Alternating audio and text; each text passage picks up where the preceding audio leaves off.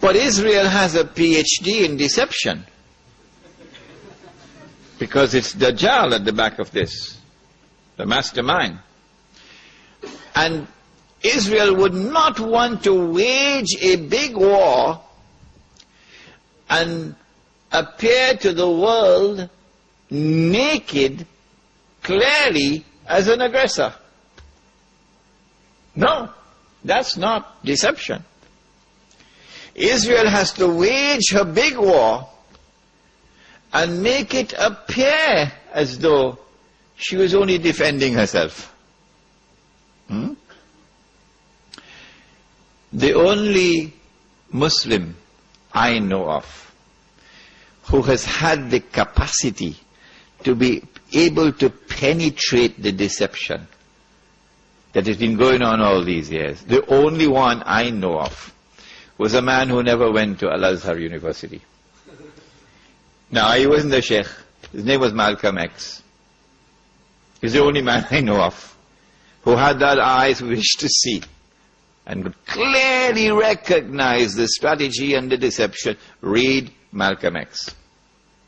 How is Israel going to launch this big war and yet get away from being perceived by the whole of humanity as the aggressor, blatant aggression? You have to come with a good strategy. The strategy is this. Ariel Sharon goes into Masjid al-Aqsa with 1,000 Israeli military with him, with their shoes on, with the full knowledge that this calculated act of extreme provocation must have a response, a fiery response.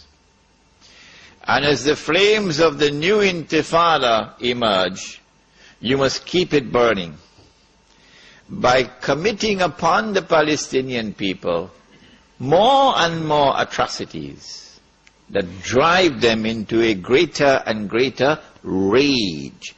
This is planning. This is strategy. This is not happening by accident. As Israel unleashes this barbaric oppression upon the Palestinian people, you must have a television station which you plant amongst them, which will cover this, that your Egyptian television would not cover, and your Jordanian government would not allow on Jordanian television, so you create something called Al Jazeera. And the Arab masses believe Al Jazeera is their station. This is the only place in the world we can get authentic information, Al Jazeera. So Al Jazeera is now used to portray all the atrocities. And so around the Arab world, the masses only have to tune into Al Jazeera, and they know what's happening. And so the Arab masses become more and more angry. More impending scenario in which, like the domino effect, governments around the world of Islam, they will claim, are now going to fall. And the world of Islam is rising up now. And one-eyed Muslims, of course, are going to believe it. The world of Islam is now going to rise up, and all these governments are going to be swept away. And authentic governments representing the Muslim masses will now emerge. And therefore the Jews are going to have their throats cut. This is going to be the most dangerous moment in the entire life of the world of Jews. The media will portray it. If we don't do something, We will all be slaughtered by these Muslim fanatics. Yeah? I tell you, this will be drama worthy of Hollywood when it comes. Huh? They must be hating me now for revealing their secrets. It is in this scenario that Israel will say, we have to do something. If we just sit here and do nothing, the state of Israel will be destroyed and the Jews will all be slaughtered. What can we do? They call it a preemptive strike.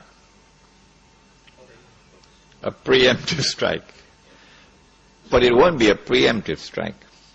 It will be the most dazzling display of the magnificent application of state-of-the-art military technology that will leave even Uncle Sam in the backyard. A war like Uncle Sam has never seen and could never wage. That is what Israel is going to wage. Do they have the technology? I believe they have technology that even Uncle Sam doesn't have. It will be a lightning strike. Israel has to put on this magnificent display of military power and state-of-the-art technology beyond anything else that the world has ever known, in order for Israel to impress upon mankind the validity of its credentials that is now going to become the new ruling state in the world.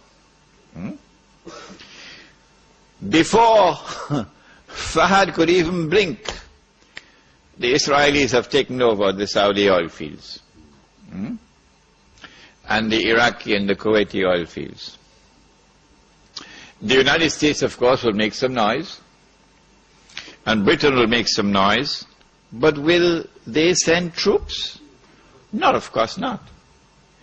The United Nations Security Council is now going to be used by the rest of the world, particularly Uncle Europe, and Uncle Japan, and the rest of the world. They will take the United Nations and seek to use the United Nations now to do something about this. Collective action to force Israel to withdraw. Because if Israel does not withdraw, Europe is going to be choked, and Japan is going to be choked.